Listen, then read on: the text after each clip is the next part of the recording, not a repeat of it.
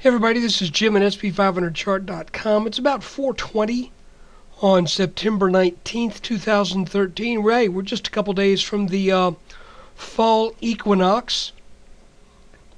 And that really means nothing at all as it relates to the chart. But hey, if you're into astronomical signs, there you go.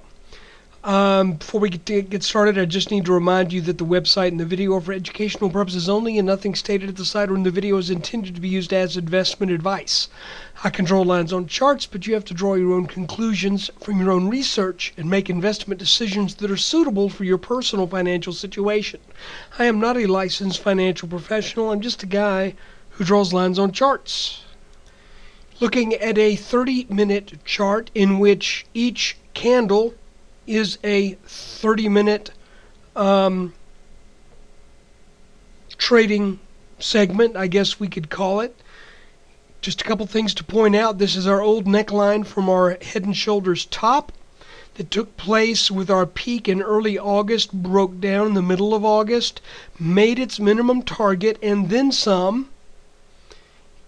We are now clearly technically significantly over this neckline. So in this particular case, the answer to the question, will this neckline prevent the market from getting higher?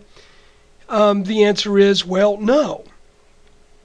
But I still think it's good practice to keep these lines on the chart and to extend them out, because it doesn't always work that way. Sometimes you do get a reaction on that line. As a matter of fact, it's interesting that when that line was broken, we came back for a little back test. So this is still something of an active speed bump, if that's an appropriate term. We zoomed over the speed bump, then we rolled back on it and bounced. Okay? Now, this blue line is drawn over the last two significant tops. And going by memory, well, why go by memory? Because my memory isn't that great all the time. Let's go to a 2-hour chart. We go back to our mid-May top and our late July, early August top. And we extend that line out, and now let's look at it a little bit closer up.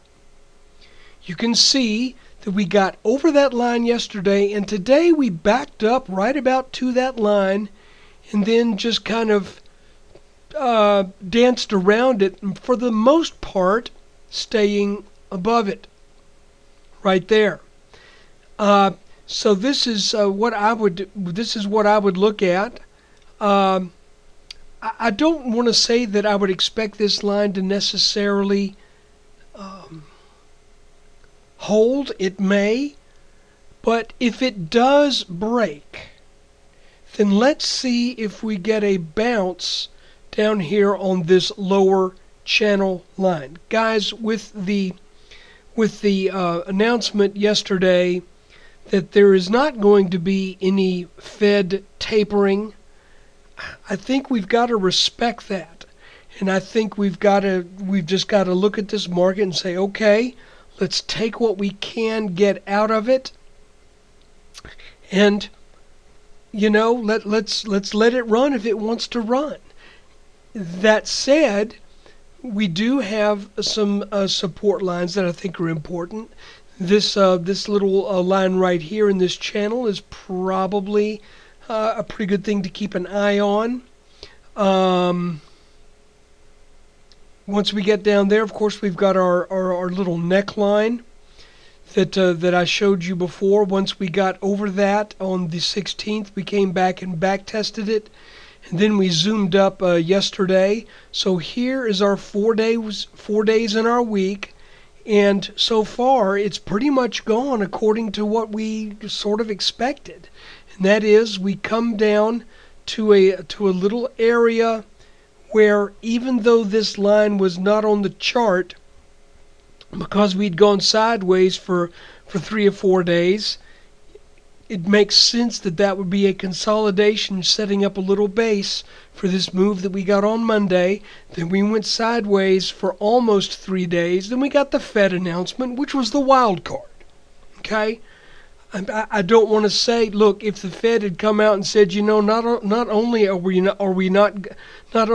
going to taper, but we're going to take the money out that we've put in over the past year and make a big bonfire. Well, if they'd said that, then we'd be down here, or we'd be down here.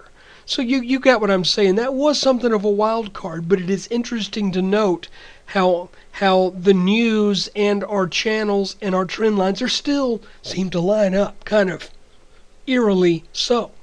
So after that big upward move yesterday afternoon, which by the way is not a gap, okay? If this had been an opening candle, yes, that would have been a gap, but we don't have a gap.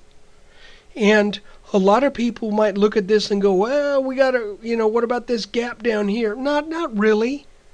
And I'm not really a believer in gap filling anyway. So this is kind of what it looks like. I suspect we will probably go sideways a little bit, maybe sideways a little down, because since we've tagged this top line, that seems to make sense that we would at some point tag this. We could either come down and tag it, or we could go sideways and tag it. But at any rate, I believe this line needs to get tagged. And when it does, I would look for a bounce, especially if we are still above this line. So if we were to kind of move sideways for the next 2 days, then come into Monday morning,